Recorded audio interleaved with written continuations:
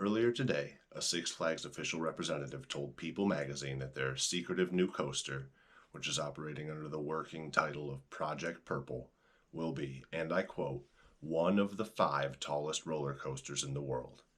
Ryan Eldridge, the park director of sales and marketing at Six Flags Great Adventure, went on to say that the coaster would have, quote, 6 different records attributed to it, and that the park needed to enlist the service of a 450-foot crane in order to build the tallest elements.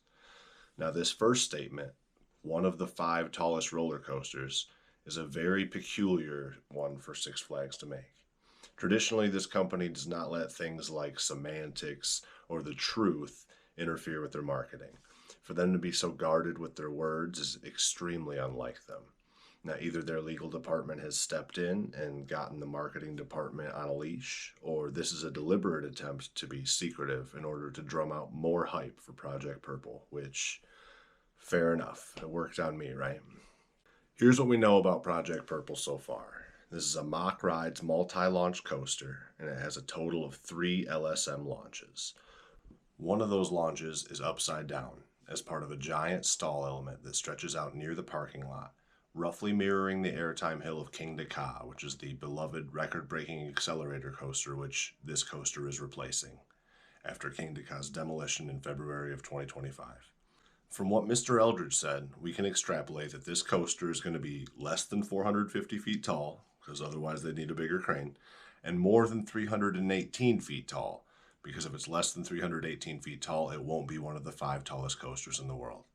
It's supposed to finish construction at the end of the season this year, and then after 4 months or so of testing, it should be ready in time for the park's opening in spring of 2027.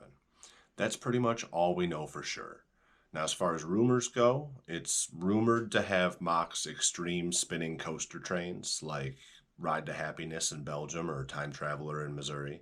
It's also rumored to be a shuttle coaster, where riders will go all the way up the tower and then fall all the way back down, spinning all the while. Now, for those of you who aren't familiar, a shuttle coaster is one that doesn't make a full lap around a track. Instead, it typically goes out to the end, goes backwards to end up where it started. Now, since they can only have one train on the track, usually it takes a lot longer for the line on these rides to move. This is the ride's capacity. Since Project Purple is rumored to be a shuttle coaster, there are a lot of concerns floating around online about this ride's capacity.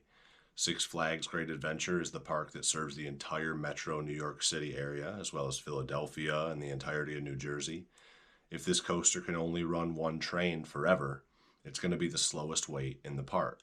Now, hopefully, Mack has utilized some sort of track switching system, like what's in place on Mr. Freeze at Six Flags Over Texas, so that they can have 2 trains operating on the one track. Much of the discourse online about this ride has been skeptical at best. Kingda Ka was like a badge of honor for the park.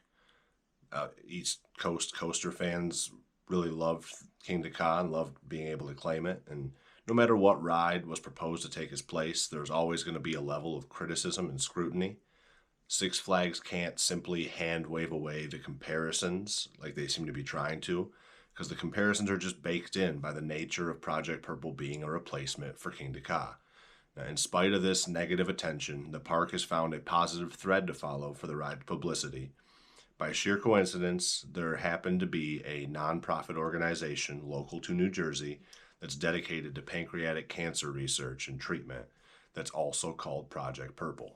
Now, rather than do the traditional, typical corporate thing, let this get ugly or become a legal battle, or just abandon that name to avoid a legal battle, Six Flags' marketing department has done the smartest thing they possibly could have done and partnered with the existing nonprofit, Project Purple, to raise awareness for both.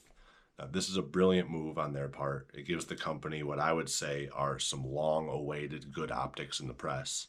This ride's been divisive since before it was ever even announced, and I don't see that changing anytime soon. But for me, I will reserve judgment until after I've ridden it. But I'll continue to keep tabs on this as it unfolds and as updates become available. Subscribe if you want more videos about roller coasters, or if you just want to hear me yap about whatever I'm thinking about. I've been Yosef, Vertical Drop Viking out.